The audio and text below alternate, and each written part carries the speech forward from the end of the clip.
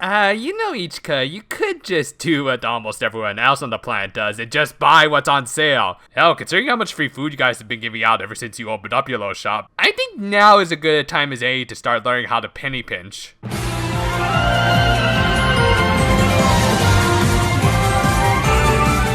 This week's episode sees the first appearance of Ichika's mother outside of flashbacks.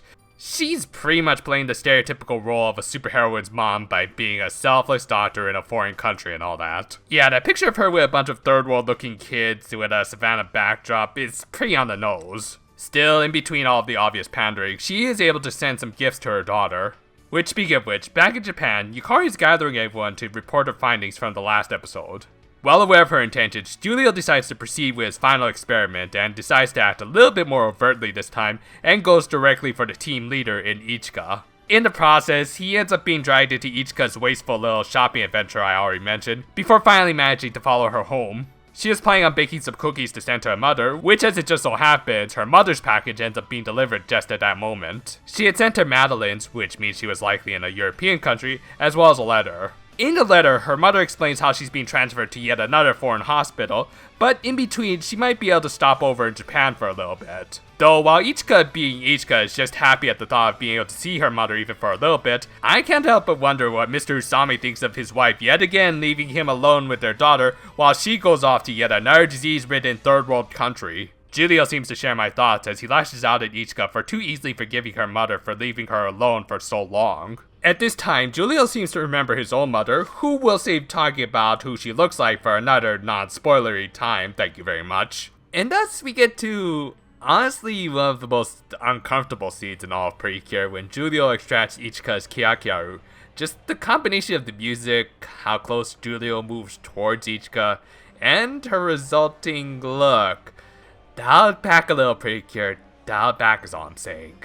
Her teammates arrive just as he finishes up the deed, leading of course into a battle where Julio turns his wand into the Wolzard version of the Precure's candy rod. Okay, while the color balance on this thing is a bit off in my opinion, I gotta say this is pretty nifty looking. Julio is even able to reproduce all of the Precure special attacks, so this is honestly a pretty awesome final battle for this story arc. And considering how criminally underused the Wolzard form was, I consider this episode an attempt to make up for that. In the meantime though, Ichika is still out of it, and it's up to Precure to snap her out of it. Well, we're boned. Actually, she does at least point her in the right directions by reminding her of the cooking ingredients she had laid out. And thankfully this time she's not making them for some fat idiot who can't bake his own damn cookies, and instead it serves to remind her of the shortcake she had made for her mother, the one that eventually became her animal sweet, appropriate since the original Dutch word for cookie derives from the word little cake. She ends up remembering all the good time she had spent connecting with her parents through baking, mostly her mother. Again, feels sorry for Mr. Usami, no wonder he became a helicopter parent. But yeah, this is a rather touching scene for Ichika. All the while her friends are being beaten down. Yeah, you might want to hurry up with the cookie decorating there and help out your friends, chop chop. Thank you.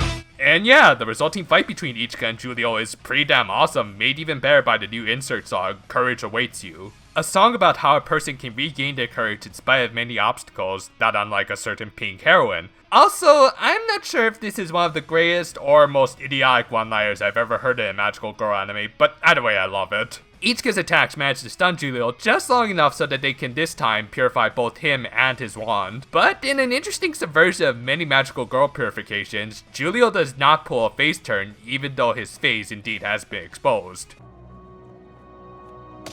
There is no revenge you could ever conceive of that will come close to what I will exact upon you one day. Actually, it's more likely that his hatred for Swedes had nothing to do with an evil spell or the like, but rather far more personal reasons, again probably relating to his past and his family in some way. With that, Julio retreats in an angry huff, and thus the episode ends with the arrival of a new baddie who is likely a part of Julio's big messed up family. The Julio arc ended on a decent note in my opinion, though not quite as good as the last arc. Alright, positives first. In spite of her terrible spending habits, Ichika continues to prove to be a very admirable lead. Even though it's clear she wants to spend a lot more time with her mother, she's matured to the point that she can accept the idea that she's not always going to be there. It's that kind of resolve that allowed her to overcome Julio's final experiment, which interestingly contrasts with Julio, who seems to be stuck in his past, whatever it may entail. Yet in spite of this and his experiment ultimately failing, Julio proved to be pretty damn resourceful throughout this entire arc. By the end of it, he had nearly perfectly recreated all of the unique attacks of the Precure after only seeing each of them only once. Still, I hesitate to call the end of this arc quite as satisfying as the last. Because while I like the contrasting views of our heroine and villain, it doesn't feel like Ichika's pulling her share of the thematic weight when we're kind of retreading stuff from episode 1. At least with the end of the Thieves arc, we got some stuff with her father to change things up, but, and I hate saying this, I think it's time we moved on from all this family stuff for now into the next arc, which hopefully will be a little bit more balanced in terms of character interactions. Also, I'd like to take this time to apologize for the late upload. As I mentioned in my last review for this series, I was in San Jose attending FamilyCon 2017. It was an amazing con, by the way. I've posted a bunch of photos on my Instagram if you want to take a look at it. Unfortunately, because of that and a 4-hour delayed plane trip, I ended up getting home pretty late. Still, I wanted to try and get this up as soon as I could, so I pushed forward. As soon as I get in a few days worth of sleep, I should be back on track. Until then though, farewell for now my friends, and good night!